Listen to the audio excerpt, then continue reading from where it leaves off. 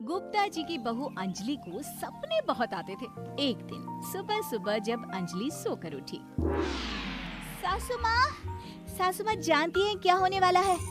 अरे क्या हुआ? फिर से कोई नया सपना देख लिया क्या? हाँ सासू माँ, बहुत जोर से बरसात आने वाली है। आज कोई कपड़े मत धोना, सूख नहीं पाएंगे। अरे बहू, बाहर तो इतनी तेज धूप निकली पड़ी है, तुमको कहाँ बारिश नजर आ रही है? अरे मम्मी जी, मैंने सपने में देखा था बहुत जोर से बारिश होने वाली है, इसलिए बस आज कोई कपड़े नहीं धुलेंगे।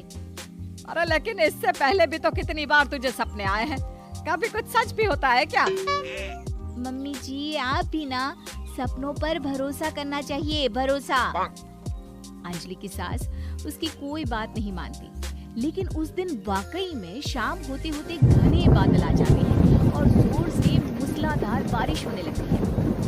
अंजलि, आज तो तुम्हारा सपना सच हो गया। बहू, आज तो तुमने सपने में बारिश देखी थी ना, और देखो सच में बारिश हो गई। लगता है अगली बार से हमें तुम्हारी बात माननी पड़ेगी।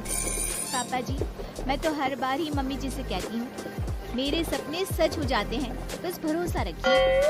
कुछ दिनों के बाद, अजी सुनते हैं, मुझे ना सपना आया था और सपने में मैंने देखा कि आपकी पूरी 1 करोड़ की लॉटरी लगी है। अरे कभी कभी सपना सच होना सही बात है, लेकिन हमेशा ऐसा नहीं होता अंजलि। और वैसे भी लॉटरी लगने ही वाली है तो अच्छी बात है ना।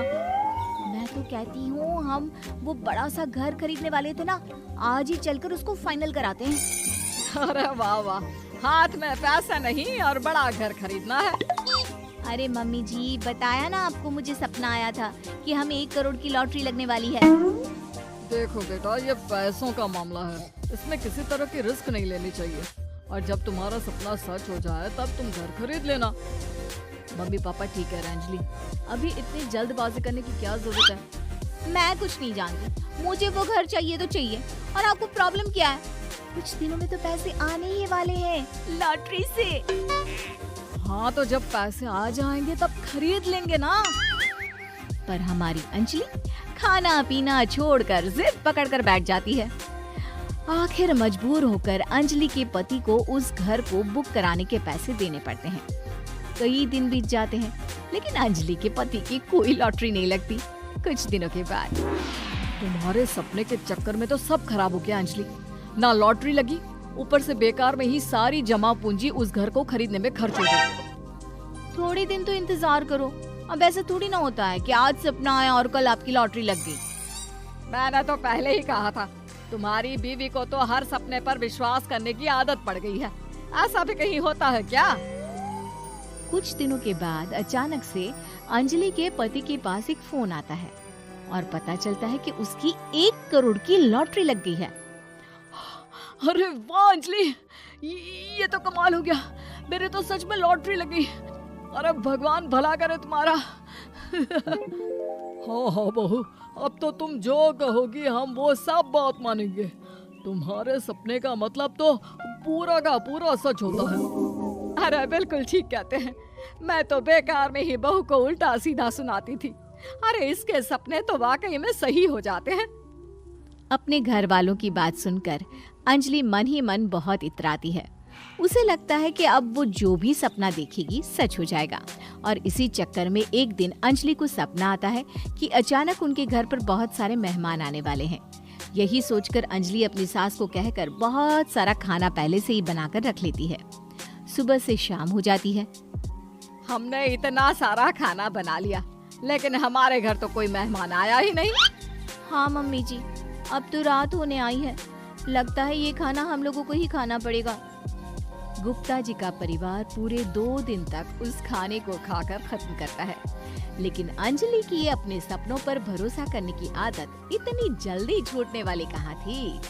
एक दिन अंजलि की सास अपने किसी रिश्तेदार के घर जाने के लिए कहती है, अरे अंजलि बहू, मैं जरा 2 दिन के लिए बुआ जी के घर जा रही हूँ।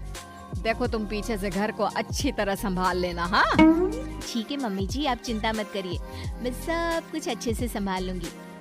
बहू वैसे तो तुम सब कुछ बहुत अच्छे से ही करती हो, लेकिन देखो ये जरा ना सपनों पर भरोसा थोड़ा कम किया करो बेटा। क्या मम्मी जी, मेरे इतने सारे सपने तो सच हो जाते हैं, उसके बाद भी आपको शक ही रहता है हमेशा।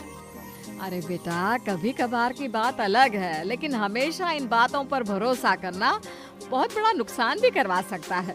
तुम्हें इस बात को समझना चाहिए। ठीक है मम्मी जी, समझ गई। अब आप आराम से जाइए, मैं सब कुछ बहुत अच्छे से कर लूंगी। अंजलि की सास बुआ जी के घर चली जाती है। उसके जाने के बाद अंजलि एक दिन सुबह सोकर उठती है और जोर जोर से रोने लगती है। अरे क्या हुआ अंजलि, तुम रो क्यों रही हो? बहू सब ठीक तो है ना? क्या कोई बुरा सपना देखा?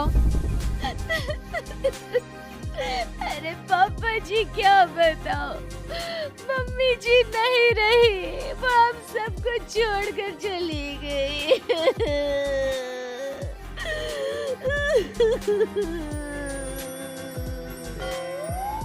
छोड़कर चली गई? अरे क्या मतलब है? वो तो अपनी बुआ जी के घर गई है ना? पापा जी, सासू माँ बुआ जी के घर नहीं, भगवान जी के घर गई है। अरे अंजलि, सुबह सुबह कैसी बात कर रही हो?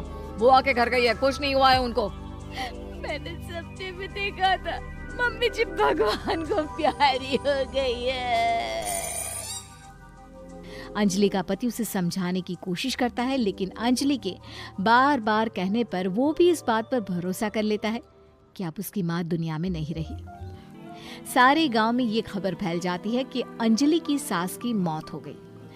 भगवान, अब हम क्या करेंगे? तुम्हारे सर से माँ का साया उठ गया। मैं तो कहती हूँ पापा जी, इनको बुआ जी के घर जाकर मम्मी जी की डेड बॉडी को ले आना चाहिए, तब तक हम उनकी अंतिम यात्रा की तैयारी करते हैं। अंजलि का पति अंजलि की बात सुनकर बुआ जी के घर के लिए रवाना हो जाता है। उधर अंजलि अपनी सास के अंतिम संस्कार की सारी तैयारियां कर लेती है। मोहल्ले के सारे लोग वहां पर आकर इकट्ठा हो जाते हैं। बहुत बुरा हुआ, मेरी सास मुझे बहुत प्यार करती थी, बुआ जी के घर गई थी। अरे हमको क्या पता था कि भगवान जी के घर जा रही है। अंजलि ने अपनी सास की तस्वीर पर हार पहनाकर घर के बीचों बीच रख दिया। सब लोग आकर गुप्ता परिवार को सांत्वना दे रहे थे। थोड़ी देर बाद अंजलि का पति घर आता है और साथ में अपनी माँ को भी ले आता है। अरे बहू, मेरी तस्वीर पर हार क्यों चढ़ा रखा है?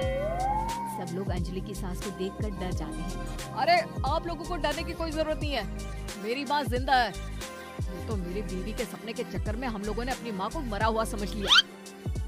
बहू, सपने देखना ठीक है, पर अपनी जिंदा सास का अंतिम संस्कार करना बहुत बड़ी गलती। इसके बाद अंजलि की अपने सपनों पर आंख मूंद कर भरोसा करने की आदत हमेशा के लिए सुधर जाती है।